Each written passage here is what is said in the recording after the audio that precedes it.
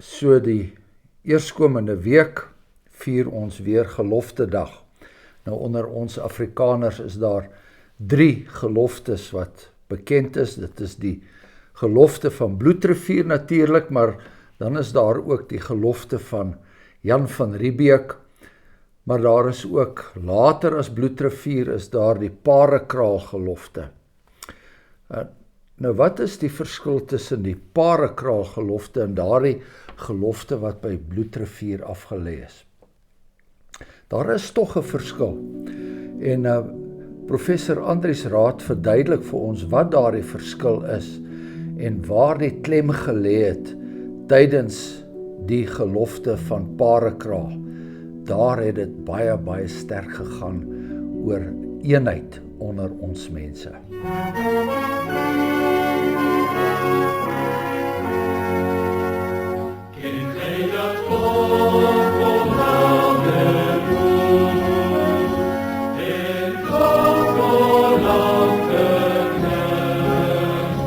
En is het interessant dat by daai verrigtinge is die gelofte van 1838, die voortrekkergelofte, is voorgehou en herbevestig.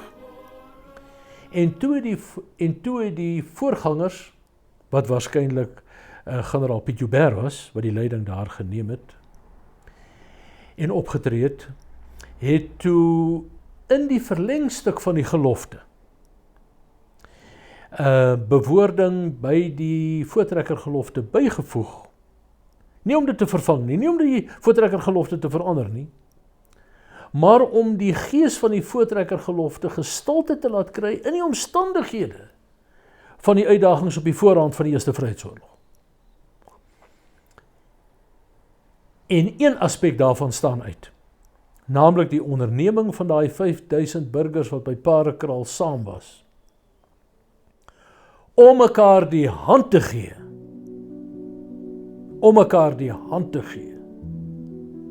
en te stry vir die vryheid van die volk.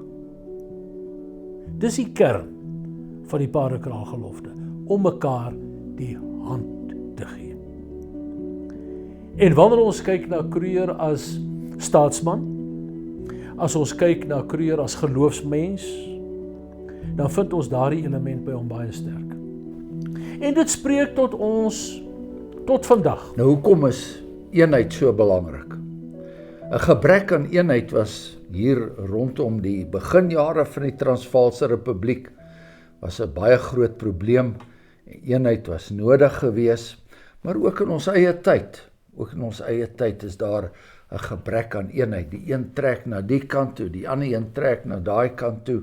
Elkeen wil graag maak soos hy wil. En eenheid is baie noodsaaklik. Eenheid is noodsaaklik eerstens vir ons om as 'n geloofsvolk 'n getuie te lewer, maar ook om staande te bly teen die vyand en om in hierdie baie verwarde tyd enigsins rigting te kan inneem. En daardie element spreek vandag tot ons. Dat daar in ons eie volksgeleedere weer 'n oplewing moet kom van die pioniersgesindheid van 'n nuwe begin. 'n Nuwe begin. Na die wrakstukke van die postmodernisme, na die wrakstukke van die woke kultuur, na die wrakstukke van mislukte eksperimente van beskawingsfoefies, wat uiteindelik 'n beskawing, naamlik die westerse beskawing, tot op sy knieë gebring het. Na die existentialisme en die postmodernisme en die aanslag van die wokisme, dat 'n westerse beskawing weer uit die woord moet opstaan.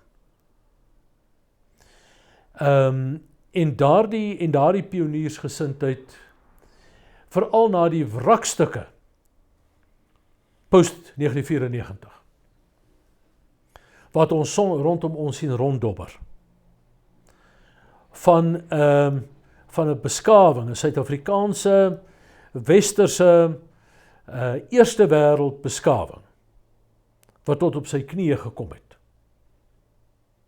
En dat die simboliek van daardie monument, en ek wil dit nie net beperk tot Kruger nie, maar tot sy medeburgers, en die hele volk, dat daardie gees by ons weer moet vaardig word. Daar moet weer 'n nuwe volk in terme van geloofstoewyding, 'n nuwe gemeenskap, 'n nuwe volksgemeenskap ooreen kom, wat verantwoordelikheid neem, ook in die geloof met daadkrag, ook verantwoordelikheid neem vir sy eie toekoms.